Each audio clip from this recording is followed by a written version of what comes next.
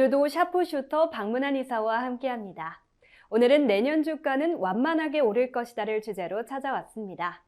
올해 유난히도 내년 증시에 대한 전망이 긍정과 부정으로 강하게 대립하고 있는데요. 오늘 스페셜 리포트에서는 박문환 이사와 함께 여러 분석을 바탕으로 내년 증시 전망에 대해 알아보겠습니다. 그럼 박문환 이사의 스페셜 리포트 지금 바로 시작합니다. 시청자 여러분, 한 주간 편안하셨습니까?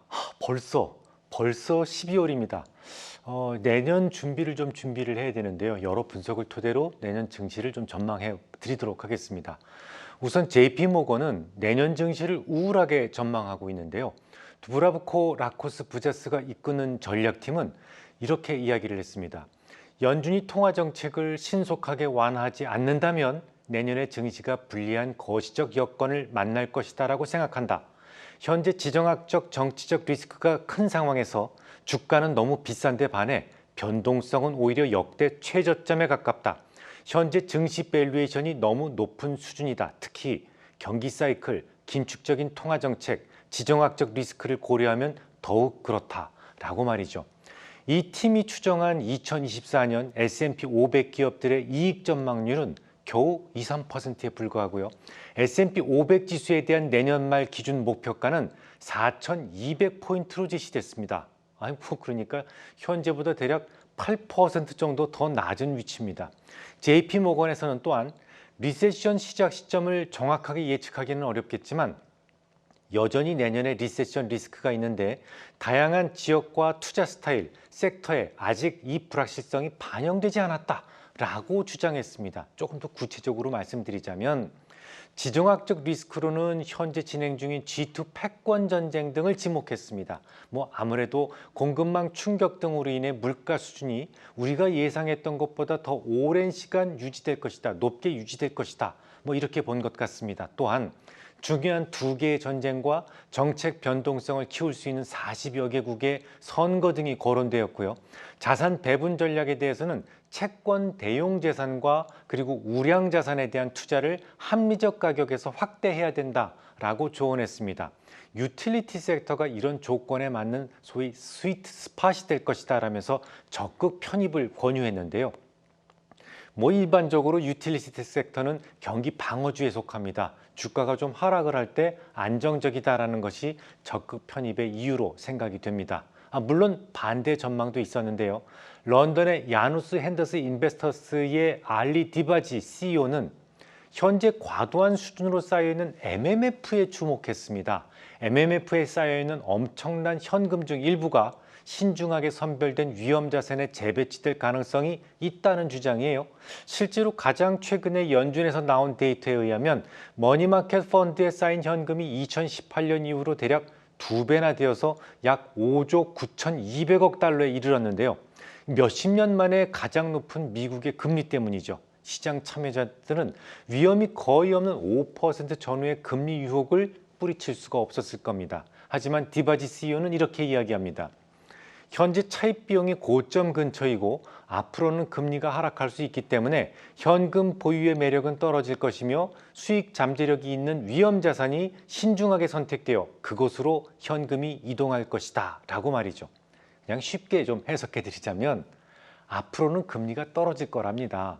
그래서 좀 더 높은 수익을 찾아서 증시로 MMF에 있던 돈들이 유입될 수 있다. 이렇게 해석하시면 될 것 같습니다.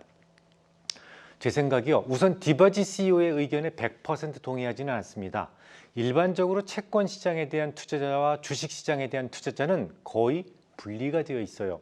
그러니까 MMF에 투자했던 투자자들이 여간에서는 주식 시장으로 잘 넘어오지 않는단 말이죠. 반대로 주식하던 사람이 MMF로 잘 안 가요. 아무튼 이 두 개의 주장이 전혀 다른 주장처럼 보이겠습니다만 잘 보시면 사실 크게 다르지 않다는 것을 알 수가 있어요. JP모건의 주장을 보면 제일 첫 소절에 연준이 통화 정책을 신속하게 완화하지 않는다면 이라는 전제가 붙습니다. 그러니까 지금 당장 금리가 내려가야 하는 것이 지극히 정상인데 연준이 금리를 내리지는 않을 것 같고 그래서 경기 위축이 올 것 같다 이렇게 주장하고 있는 거예요. 반면에 디바지 CEO의 의견은 내년에 연준이 금리를 내려줄 것이다 라는 점을 전제로 한 전망입니다. 결국 뱅글뱅글 돌아서 또다시 연준이에요.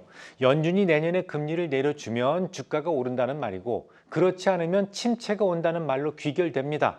아마 이 방송을 들으시는 거의 대부분의 시청자분들도 이 같은 의견에 대해 이견이 많지는 않을 겁니다.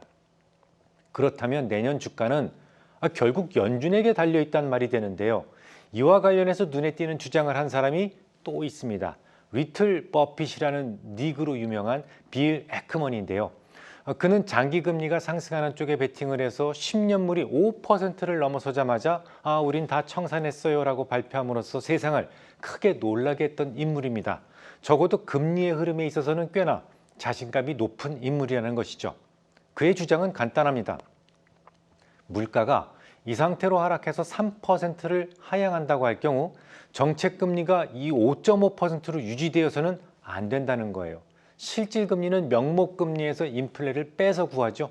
실질금리가 그럼 2.5%나 된다는 건데 이렇게 되면 경제가 매우 불편함을 느낄 수 있다는 말이죠.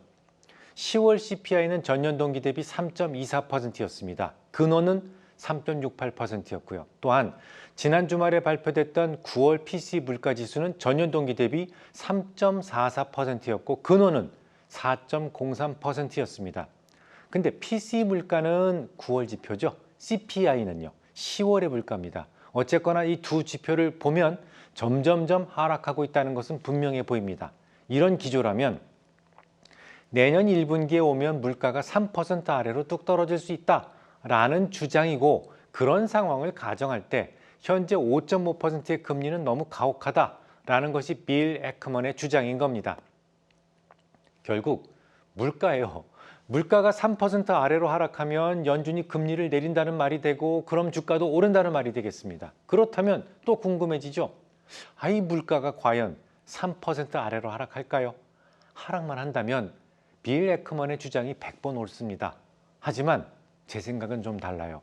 저는 G2의 패권 전쟁 지속으로 인해서 생길 수밖에 없는 공급망 관련 이슈 때문에 3%까지야 쉽게 움직일 수 있어도 그 아래에서는 하락 속도가 매우 늦어질 것이다 라는 것이 저의 생각입니다. 간단하게 입증이 가능한데요. 지난주에도 미국이 중국 자본의 지분율이 25% 넘는 배터리 합작사를 외국 우려 기업 FEOC로 지정을 하고 인플레이션 감축법에 따른 보조금 지급 대상에서 제외하기로 했지 않습니까? 급성장하는 전기차 배터리 시장에서 중국을 배제하기 위한 조치인데요. 시장 예상치였던 지분 허용률 50%보다 더 강한 조치였다라는 것이 중론입니다. 중국 기업과 손을 잡은 국내 기업들은 미국 보조금을 받기 위해서는 어떻게 해야 돼요? 지분 조정이 불가피해졌고 이 과정에서 값이 싼 중국산 원자재보다 더 높은 가격의 원부자재가 쓰일 수밖에 없습니다. 가격은 어떻게 될까요? 당연히 더 높아집니다. 이런 식으로 중국을 주요 공급망에서 배제하는 동안 물가는 좀처럼 잡히지 않을 가능성이 높다는 것이죠. 에크먼의 주장처럼 3% 아래로 물가가 하락한다면 당연히 5.5%의 정책금리가 어울리지 않아요. 하지만 저는 3% 아래에서는 매우 천천히 물가가 하락할 것이라고 전망하고 있기 때문에 그의 생각처럼 1분기에 금리가 인하될 것이다 라고 생각하지는 않습니다. 그렇다고 내년에 금리 인하가 없을 것이다 라는 생각도 아닙니다. 시기의 문제일 뿐 금리 인하 가능성은 매우 높아졌다는 생각인데요. 심지어 늘 매파적 발언만 쏟아내었던 연준 인사들 중에서도 최초로 금리 인하를 언급했던 사람이 지난주에 있었기 때문에 더욱 그렇습니다. 주인공은 다 아시다시피 크리스토퍼 윌러인데요. 심지어 그는 매파 인사였어요. 윌러 인사는 지난 28일 워싱턴 DC에서 열렸던 한 행사에 참석해서 이렇게 이야기를 합니다. 인플레이션이 내가 생각했던 것처럼 움직이고 있다. 이것이 몇 달 더 지속된다면 그것이 3개월, 4개월 혹은 5개월이 될지는 모르겠지만 우리는 인플레이션이 낮아졌다는 이유만으로 정책금리 인하를 시작할 수 있다. 이는 경제를 살리려는 노력이나 경기 침체와는 아무런 관련이 없다. 이것은 모든 정책 규칙과 일치하는 것이며 우리가 금리를 정말 높은 수준으로 유지할 이유가 없다는 것을 의미한다. 라고 강조했어요.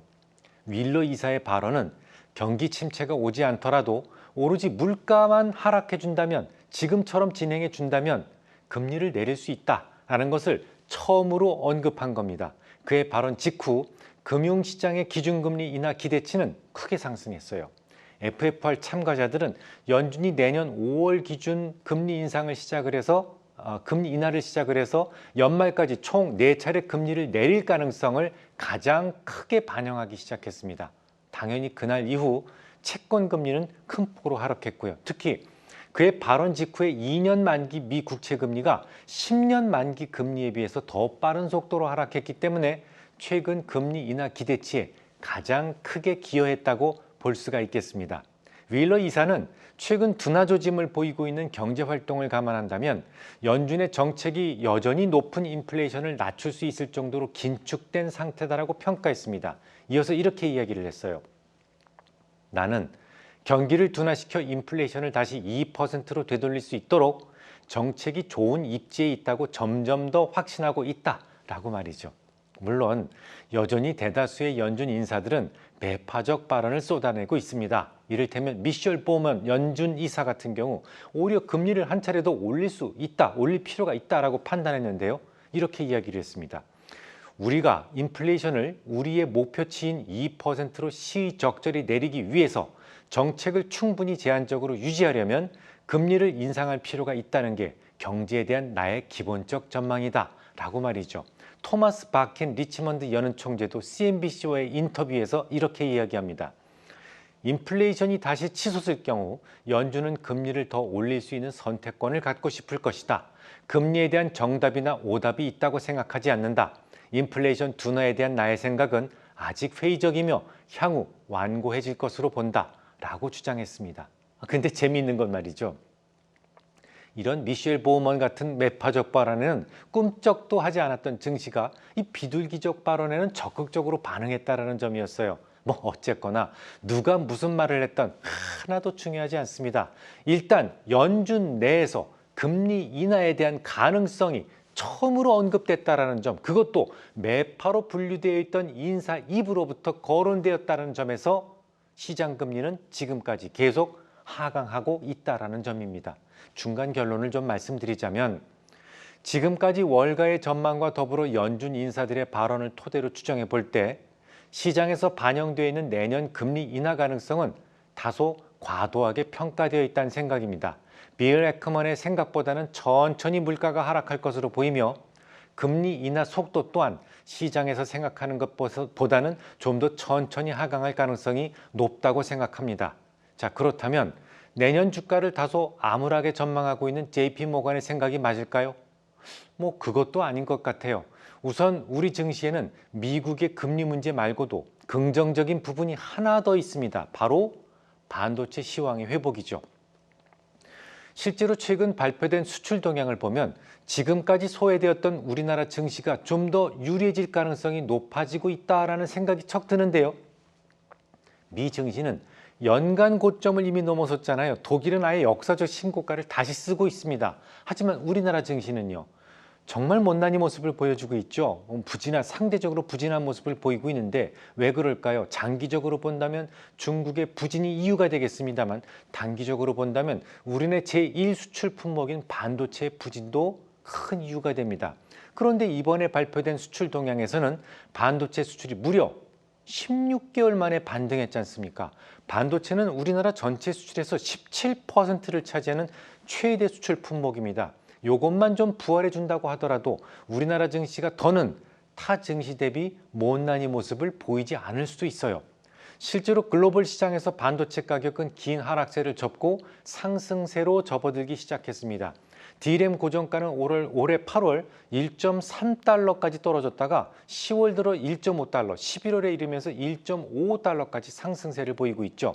낸드 역시 마찬가지입니다. 고정거래 가격 기준으로 역시 3월 이후 3달러 수준에 계속 머물러 있다가 11월에는 4.1달러까지 오르면서 드디어 이 4달러의 벽을 회복하는 모습이었어요.